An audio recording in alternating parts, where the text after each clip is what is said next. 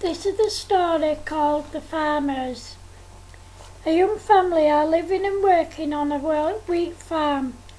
The farm is doing really well until one night when there's a hailstorm and all the wheat is flattened. This leaves Charlie with no option but to go out and find work along with lots of other farmers. He didn't know how far he would have to go, but he knew he had no choice.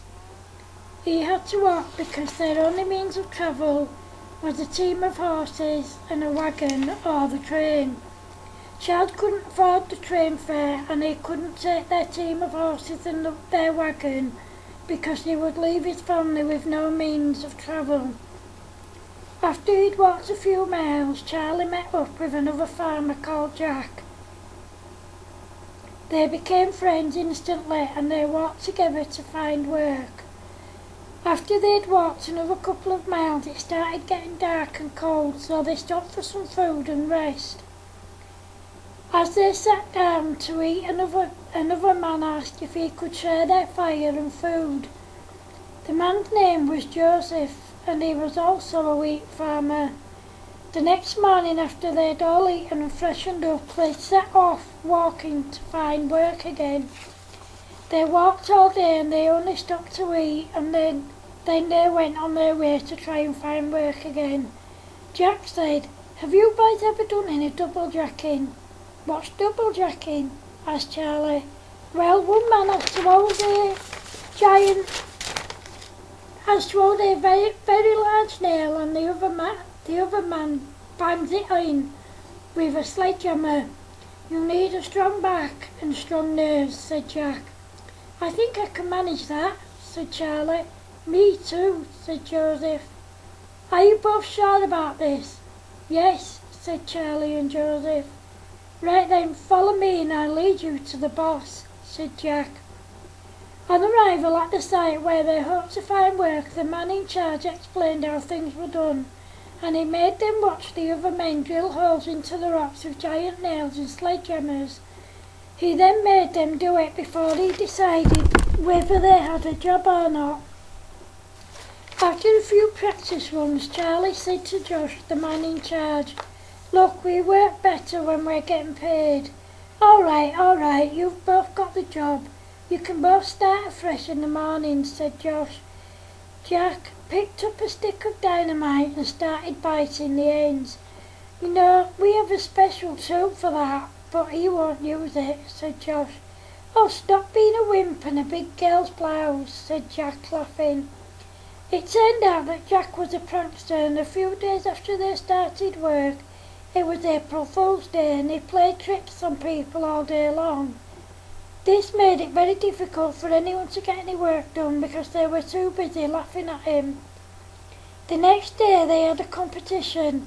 Each nail had a white line, and the first duo that drilled the nail in the rock up to or past the white line won £50 between them.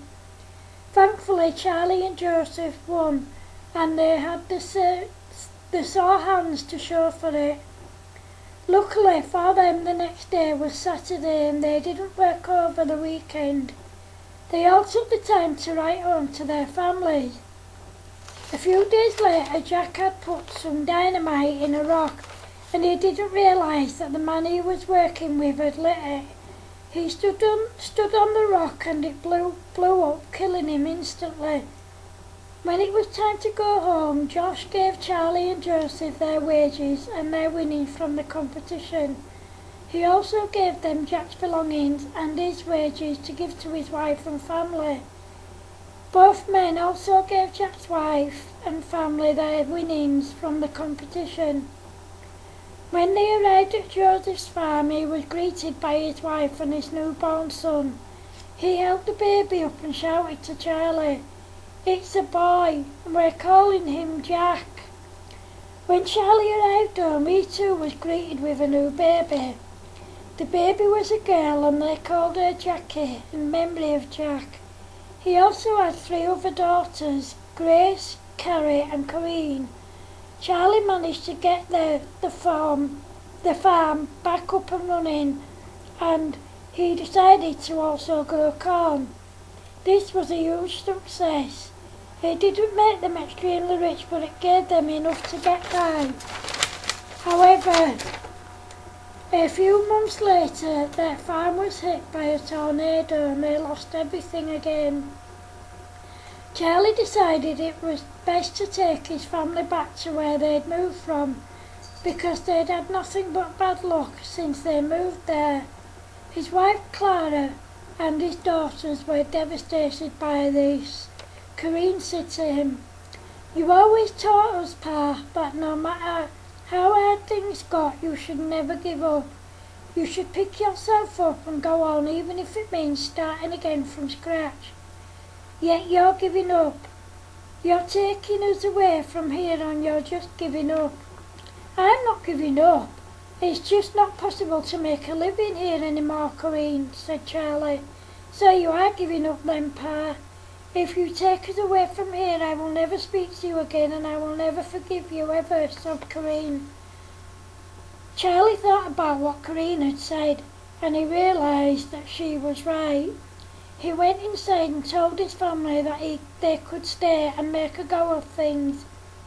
This time they managed to put some money aside for emergencies in case anything like this happened again, but thankfully it didn't. The farm was a huge success. Charlie and his wife went on to have 5 more children: Josh, Carl, John, Amy and Alicia. Growing up, all the kids helped around the farm doing chores and chipping in wherever they could. The farm continued to be a huge success for many, many years, and the family made many happy memories there. The end. Hope you like it. Thank you.